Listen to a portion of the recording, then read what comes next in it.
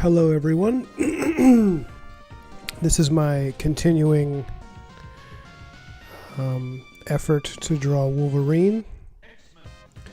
I'm having a really good time with this image so far. I was really looking forward to getting back on here to doing it today because I have a lot of client work to do, but I just really want to work on this. Mostly for the fun of it, but also because, you know, from an advertising perspective, it's smart to be working on this while the movie is out and everybody loves it. But, you know, as a fan of the movie and of the character, like, did Wolverine really put Wolverine on the brain, you know? What you're listening to in the background, by the way, is I found the soundtrack to the old X-Men arcade game. So that's for free on YouTube. So I'm playing that for a little bit.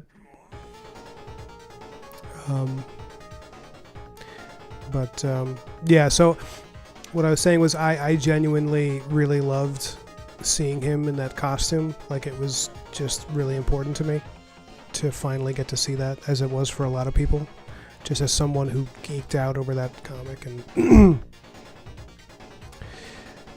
yeah, he's pretty iconic, you know. And I haven't drawn like straight up Marvel superheroes in a long time because I've been working on my own comic. For those of you who are new to the channel, my name is Ryan Gutierrez. This is how I normally look. These are blue light glasses that I wear when I draw at night.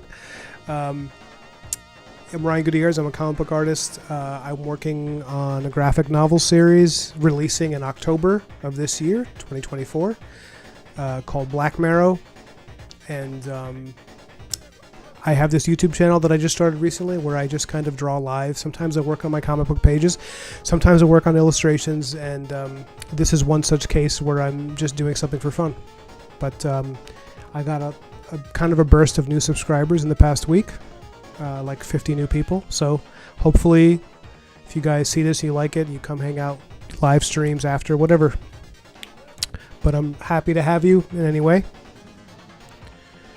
And oh, we already got a few. Hey, what's up, guys? Johnny, how you doing, man?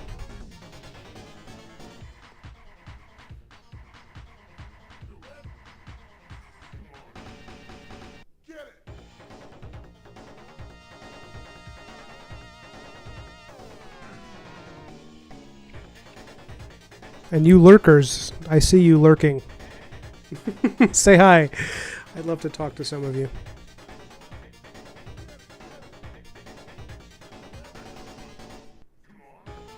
Yeah, after seeing the movie and lately I've just been reflecting a lot on, you know, as a comic book guy I'm in my late 30s now, I'm 38, and I really am very much a child of the 90s. And in recent years, I've gotten very nostalgic, you know, in my taste in comics, as far as really thinking a lot about the 90s and realizing how much, even though a lot of people wouldn't think when they see some of my other art, they wouldn't think I was a 90s kid. Or they wouldn't think that I was heavily inspired by the American comic book scene of the 90s, but I very much was. And I don't know. You know, I know that people like to make fun of that age of comics a lot, but I think some of the best stuff came out of that decade, including this character. I mean, he was created, I think, before that in the 80s, but the 90s is really.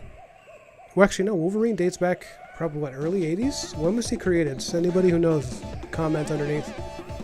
But he really, I mean, the Wolverine that we know and that has become really popular really comes to life in the 90s. Boy, this soundtrack to this arcade game is wild. It's nuts. Are those like... What are those sounds in the background? Sounds like jungle parrots. You know, like birds in the rainforest.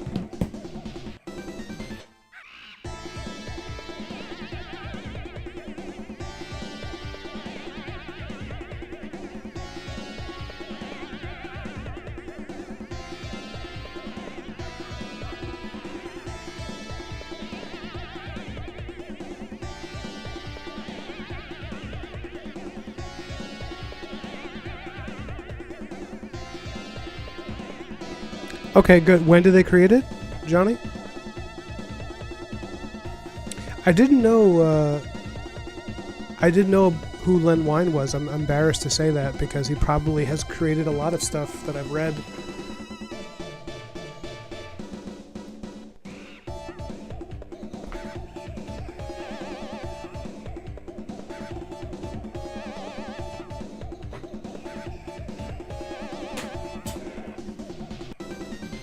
I knew John Romita was involved, like a gassy fart.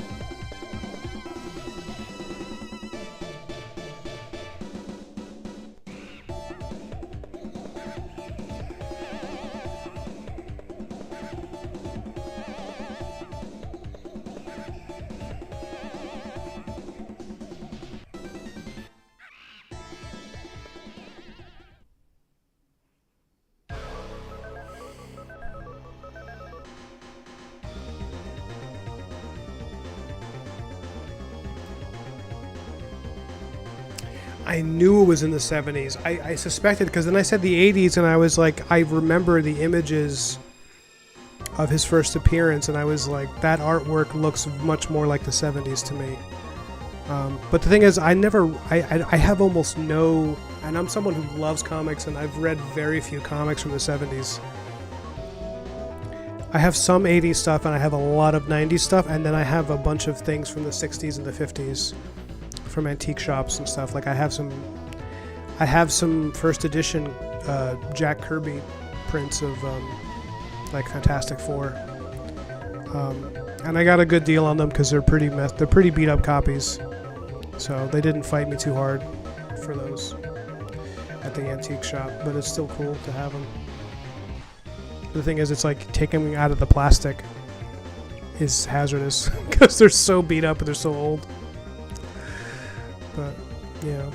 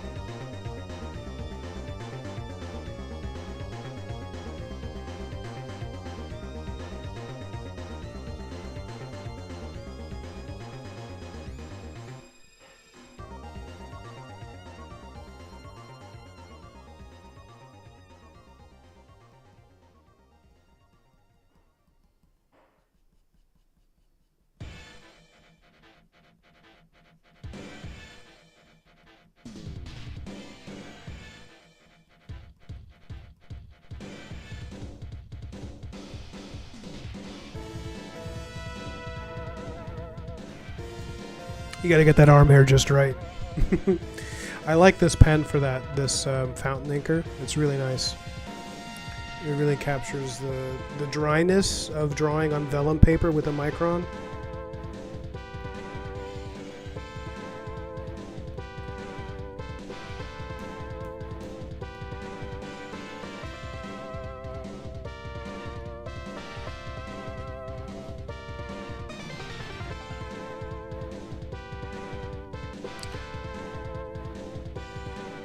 Sorry, I missed some of the chat. Yes, I did say gassy fart. My door sounds like a gassy fart. You know when a gassy fart has that kind of trumpet sound, Johnny?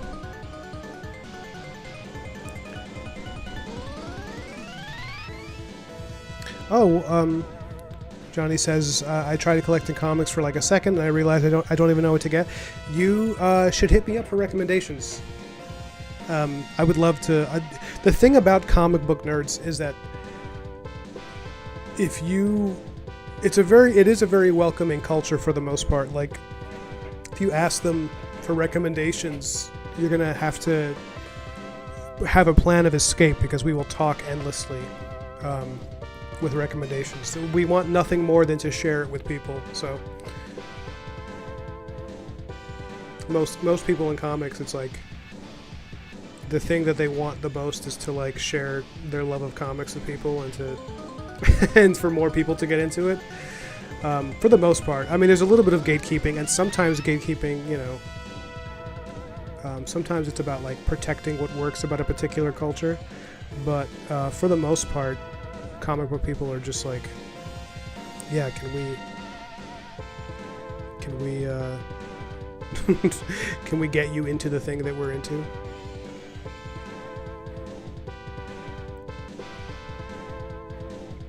And if there's anyone who's going to see this who's a 90s kid, hit me up because I would love to talk. I would love to know if anyone else has like those old Marvel Masterpiece cards, which I think is inspiring this. I used to love those, man. My brothers and I used to obsess over Marvel Masterpiece cards. I also had the Marvel Universe cards. They were different.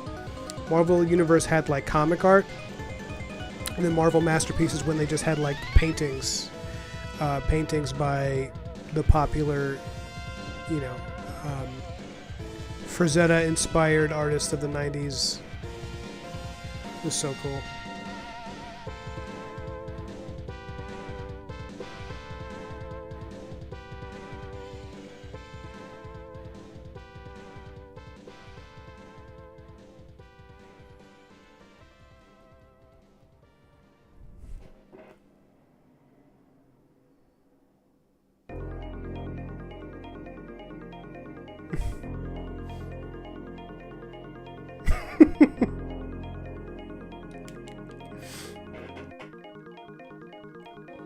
I gotta go, my grandma's choking.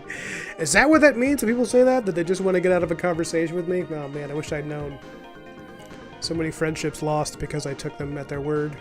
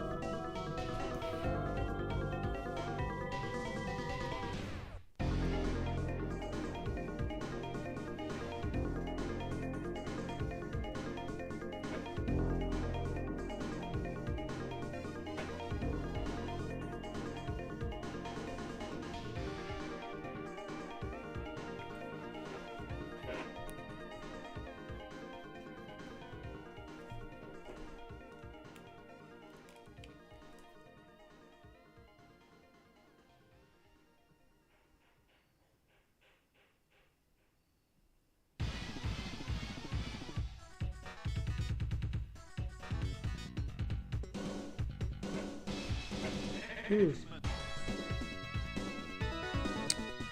What are you writing? For anyone who can't read the chat, he says, I haven't sculpted very much lately. My days off, I write in Starbucks. Learning to write in Starbucks is easier than speaking. It's a difficult language.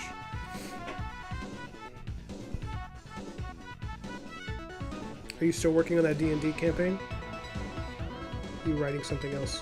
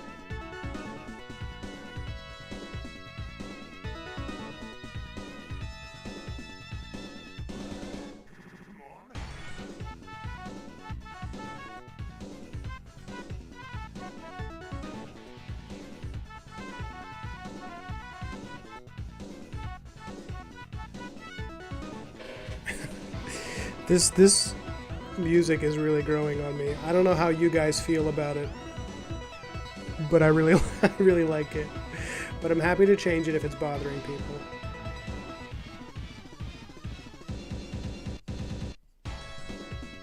Because I usually put on ambient, kind of calming, soothing stuff for anyone who's new to the channel. This is not my typical fare as far as music goes, but I'm in kind of a fun mood, so.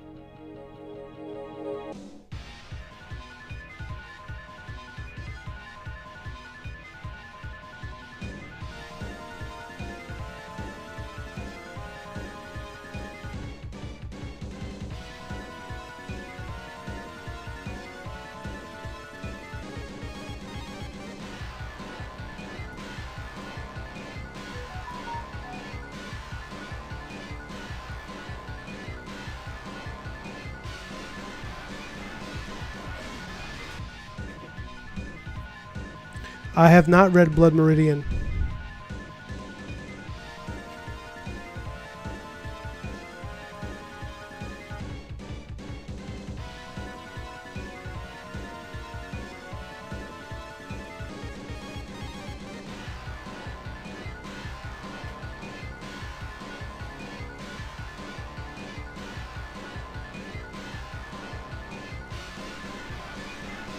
Sorry guys, I have to answer this.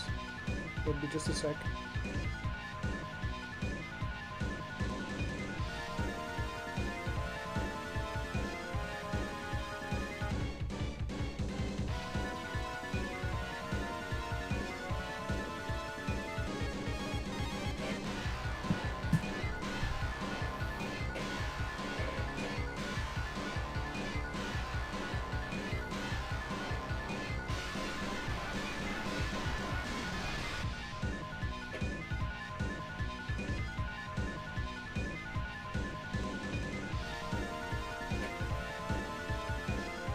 What stage was this, do you think, of the game?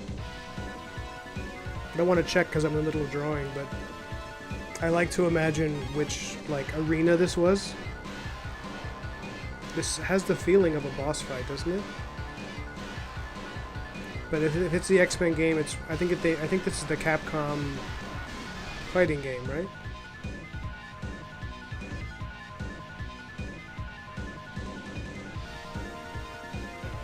Gotta clean up this out before I ink it.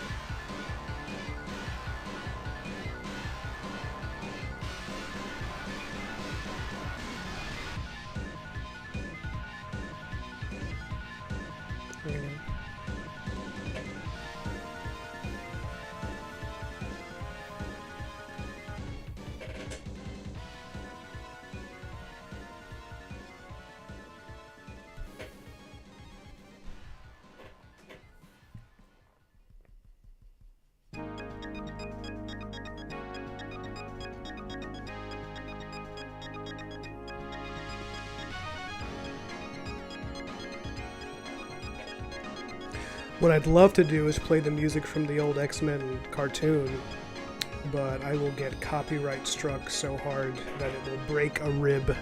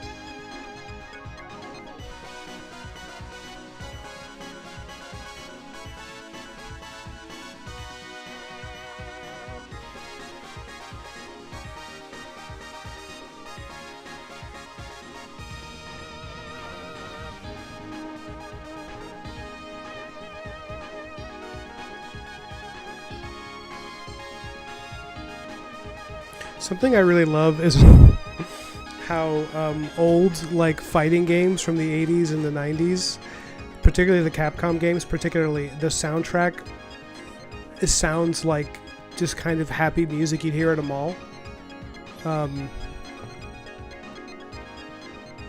There's something so interesting about that it's like the music is somewhat incongruous with the, like, the combat, you know. And I just think that's a lot of fun. I kind of love it. And then they have serious sounding stuff like this.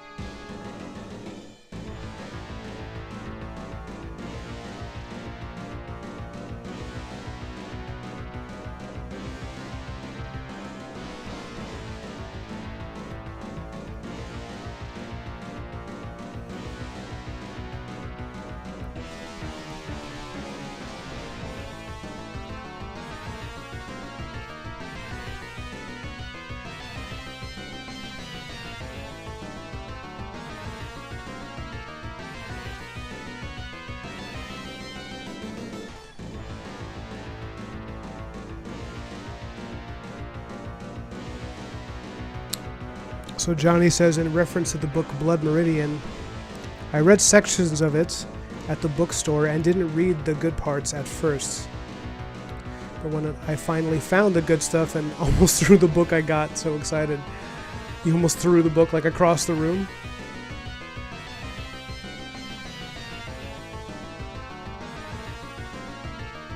Yeah, this is arcade music for sure. Which I believe it literally is. I think this is from the arcade game. Tell us all about the book, Johnny.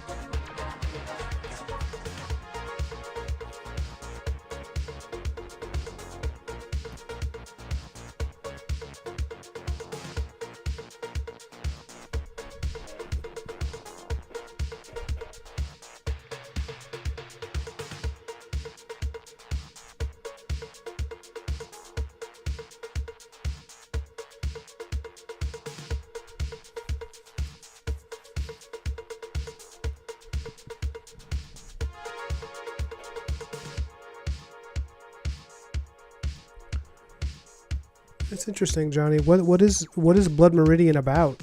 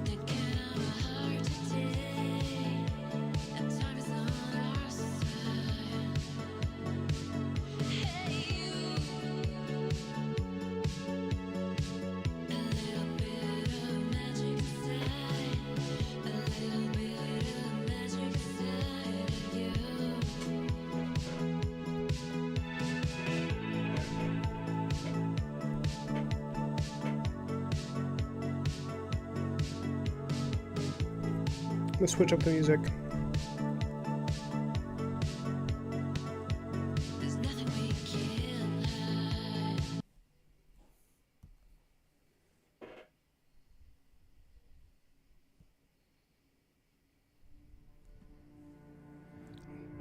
This is ambient. But it's ambient Batman music, so maybe I'm hoping I don't get copyright struck. That would suck.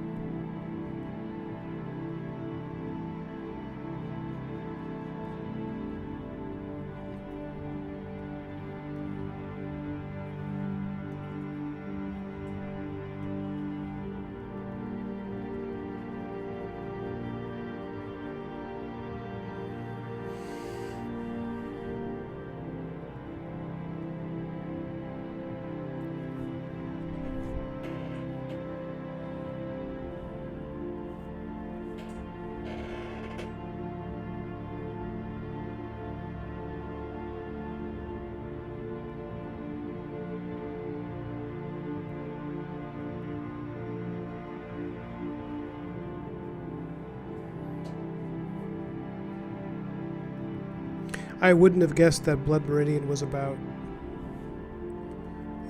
real life history. It had the title made me think it was going to be a fantasy novel of some kind.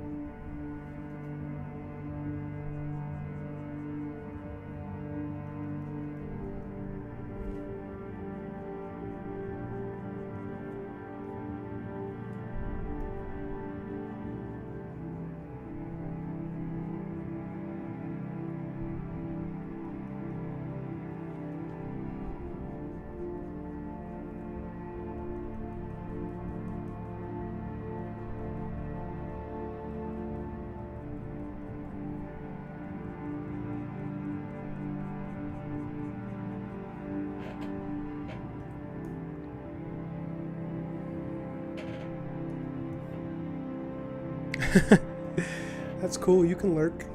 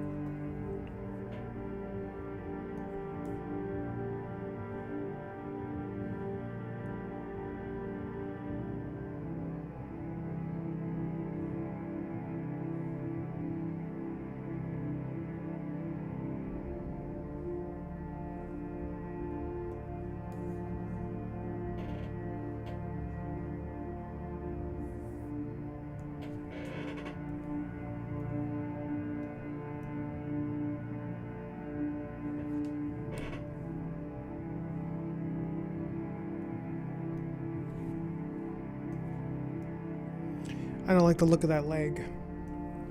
That leg I just drew, I think I'm going to redo it. I think it looks too stiff, it looks amateurish, I don't like it. So what I'll do is I'll take that leg that I just inked, the one on the left that I have moved into a different layer. Having moved it to a different layer, I think what I'll do is I'll lower the opacity, drop it down to the sketch layer, and then draw on top of it so I can get a better version of it using whatever information exists from that other layer. I might even just not use it at all and just start from scratch on the left leg because I feel like the sketch underneath is much more competent than what I ended up with. I don't know why that happens sometimes. I could feel that it wasn't right while I was doing it, but I was hoping I would sort of paint my way out of it. Doesn't always happen. But that's the advantage of inking digitally, is that when you mess up like that, you know, it doesn't have to be this catastrophic, you know, do-over, or you have to like wheat paste it or something. Or, you know, using acrylic to paint it out. I'm not doing that anymore.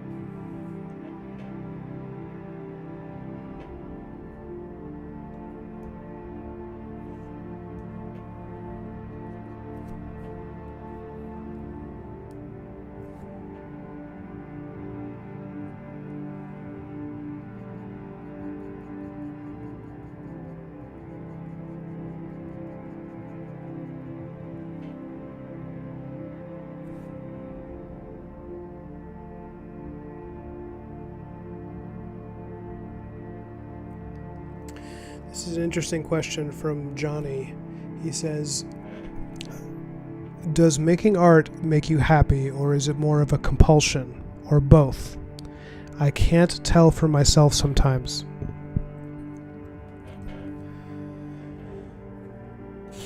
That's a good question. I think it makes me happy. I really do think that I take a lot of joy in creating images like this. Like this for me is... It is a compulsion for sure. Like I definitely have that compulsory attitude towards it where like even if I've earned all my paychecks for the week, I still want to make art in some way, you know? Yeah, I mean, if it wasn't something that I enjoyed, I don't know that I'd be able to, you know, do this for a living. You have to like. I mean, I know. Like, I mean, I think you've been on Dave and Dan's streams. You know, Dave Raposa and Dan Warren. For anybody who doesn't know them, and like, Dave talks about art as, you know, he says like there was a point where for most of his career he was just like, I don't know. I don't enjoy it. It's just a job, you know, which I always found odd because he draws like he loves it. But now he says, you know, when he draws, he loves it. He has a great time because he changed his style and all that. Anyways, for me, it's always been something I enjoyed. I don't know there's ever been a point where I was doing this for a living where it was a total drag. The only times that I don't enjoy it is if I'm doing a client project and they're asking me to draw stuff that I really don't find interesting. And if I'm not being paid enough, because then I can't spend enough time on an image to really enjoy working on it and to produce something that I can look at and be proud of and be like, hell yeah, that looks good. That is something that I don't enjoy. But it is a compulsion, but it's one that I take pleasure in and feel good about. But I might be having a somewhat unique experience because a lot of the stuff I draw now is the things that I write myself. And that's what, you know, pays a portion of the bills, is that I get to draw what I want.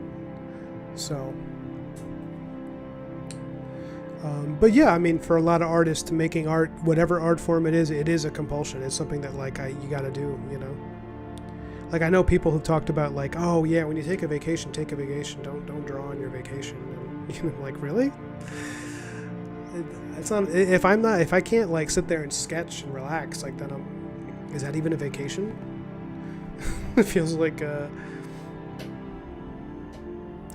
I mean, you know, within reason, because I have found that taking time away from drawing, short bursts of time away and then coming back, I find that my work has improved when I do that. Which I think is true of almost anything. If you focus intensely on something and then you take a little bit of time away, when you come back, I think you'll find that you're a little sharper, because your brain needs a rest to improve. It needs to take a break and then come back. But I get a break every day because I'm not always at my desk drawing. So, you know, I go to sleep. I go to the gym. I do all the stuff that takes me away from the art. I engage in the physical world around me. You know, I get invested in the life of people around me, and I think about them, and I talk to them, and I go 2 days at a time without drawing sometimes, amazingly. And yeah, I don't know. I find that I have trouble relating to people who do this for a living and say that they don't enjoy it. That seems very neurotic to me. That seems like yeah, I think it's a very neurotic approach to what one does. Like an image like this is probably like 20,000 lines right now or more. It's just thousands of lines to make this image. And I could make this image with a fraction of that, because it's the information, you know, it's not necessary to get the basic information across. It's not necessary to do this much. But I'm doing it with this, you know, hurricane of just a billion strokes of a pen. It's very satisfying.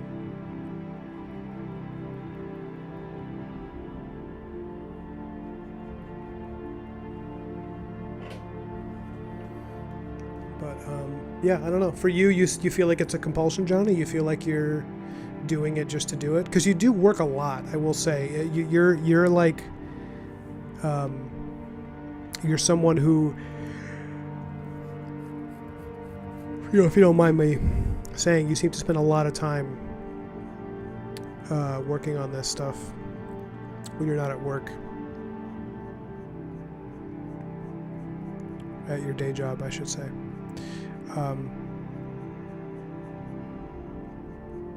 And sculpting, for example, is that something that feels compulsory to you, or is it something you look forward to, like you're going to take pleasure in it, or is it like, I have to do this, I have to do it?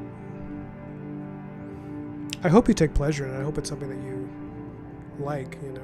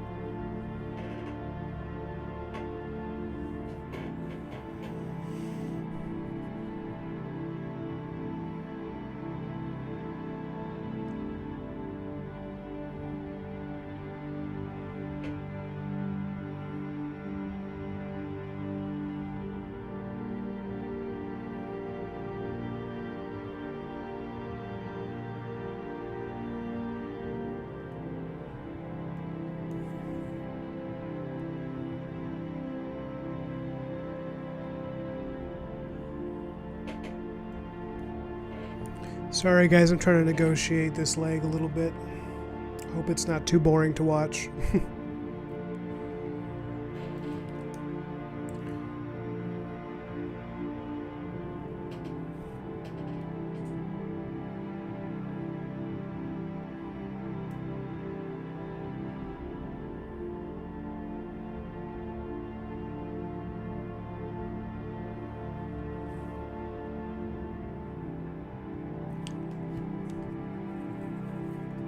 Johnny says, yeah, my voice is in sculpting. Sometimes I think I was born to be a sculptor, although the very last thing I want to do at times is sit in a chair and stare at some green clay. Not making money at it might be part of that, I don't know. And being tired from work and having to do a major mental shift every evening to get in the zone, that's a lot, man. And yeah, it's very easy for your art to drain you when you're not being paid for it. That is absolutely true.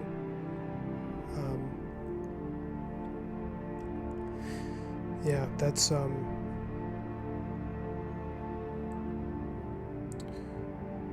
on, I'll give you a more thorough response once I figure this out.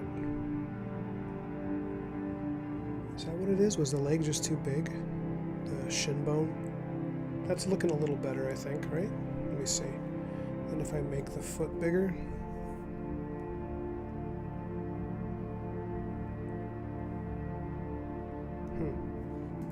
I'll come back to it.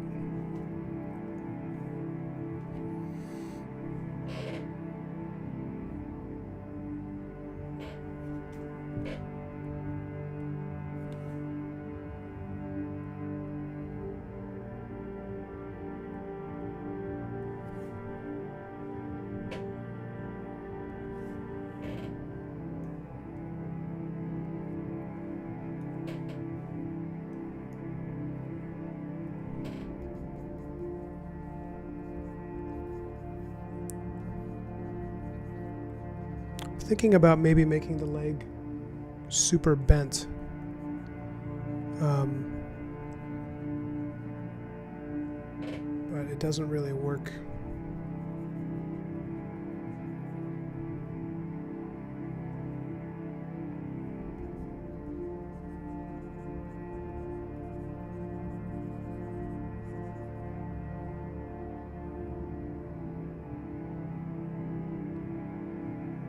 Yeah, you need to have something, you need to have a leg that really pops out there because the other leg is kind of hidden.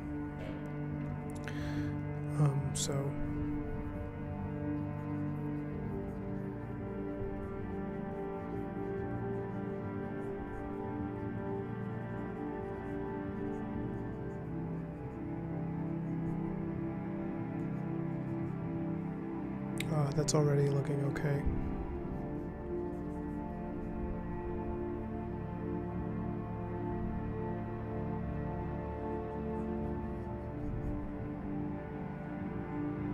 Yeah, I think that's the angle. Yeah, there it is. Okay. Now we've got a better posture, I think.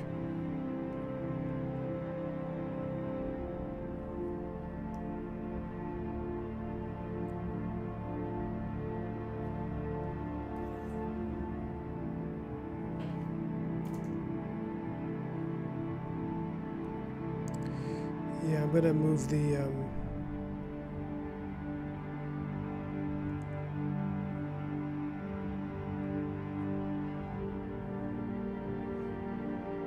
It's funny. This is what happens. This is a big part of this art form, is getting stuck on a particular piece of anatomy and just trying to optimize the space that you have. Yeah.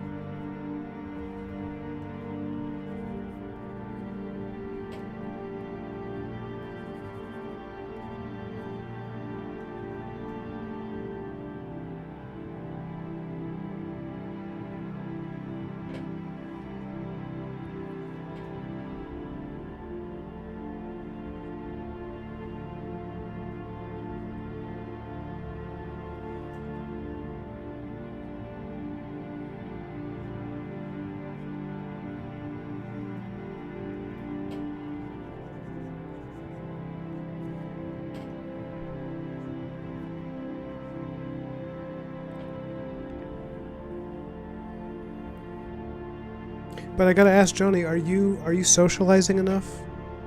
Because my concern with you is that you're not talking to enough people outside of your job. Because I know your job is in the service industry, so you deal with a lot of people. But based on what I know of you, it seems like you spend a lot of time alone working.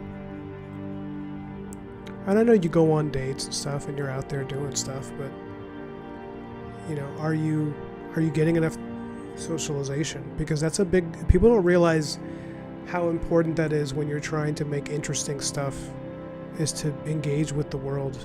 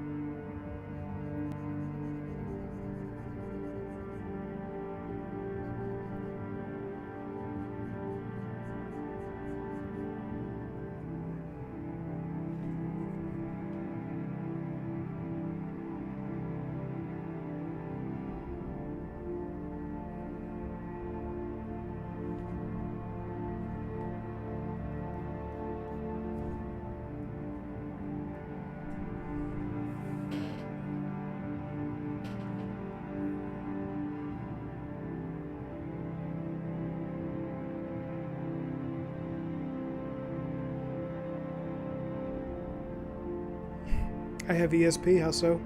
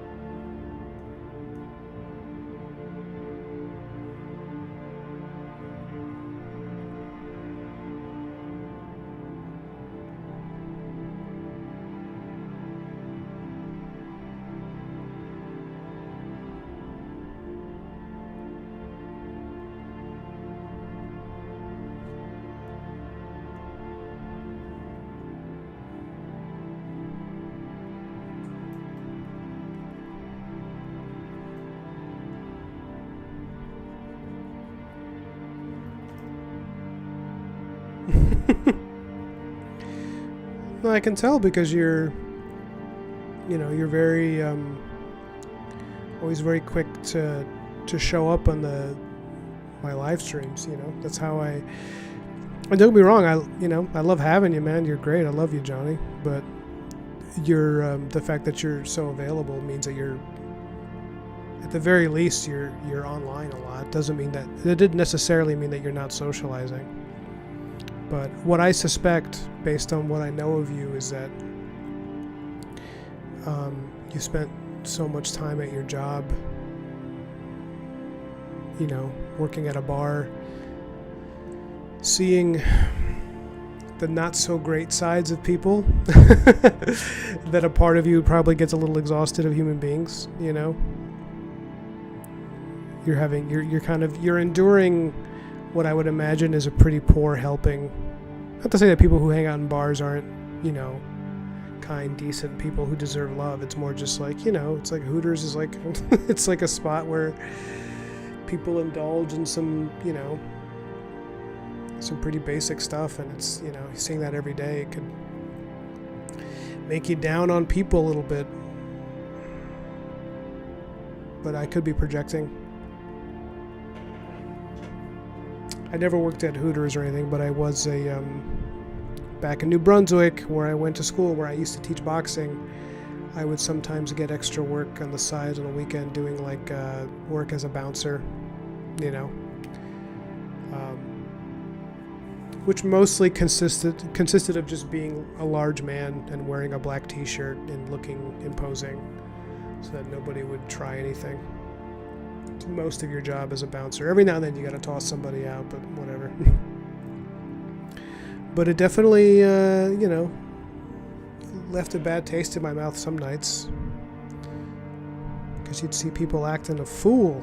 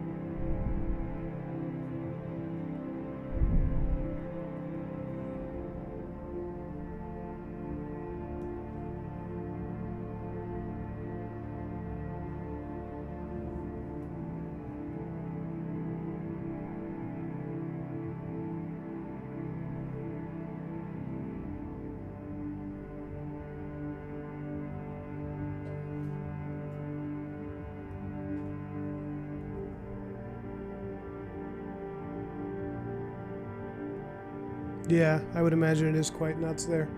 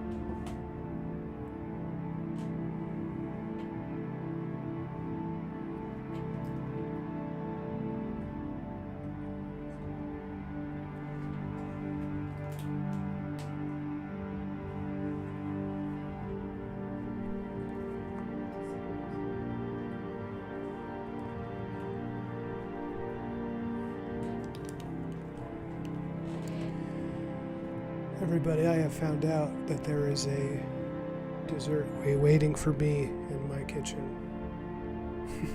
Prepared by my loving partner. So I will be signing off in a moment.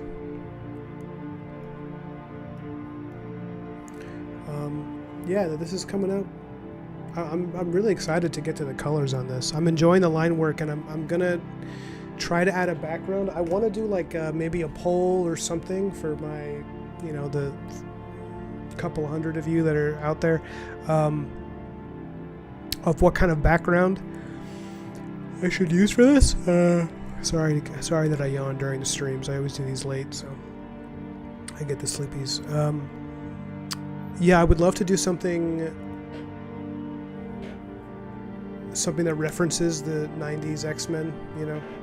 So, I mean, you can put Wolverine in the middle of anything and he looks appropriate. You know, you put him in the middle of sci-fi wreckage of 100 Sentinels he's killed and it works. You can put him in I mean, I remember some of the old Marvel cards used to put him in like the wild. You know, they put him in trees and forests and stuff, which I consider doing for this. But I feel like maybe a blending of the two could work. I was thinking maybe something like Genosha. For anyone who's read the X-Men comics, Genosha, you know where that is. It's a place with natural surroundings, but also robots and cool futuristic stuff. I don't know. I'd love for anyone watching to leave a comment, let me know. Yeah. But maybe I'll do a poll. I have to do a poll. I have to figure out how to do polls on my YouTube channel. Sorry guys, I'm new at YouTube. I'm much more experienced on Instagram. But yeah. Thanks for showing up. I'll try to do another stream tomorrow. And we'll get a little further in this. Alright, love you guys. Have a good night.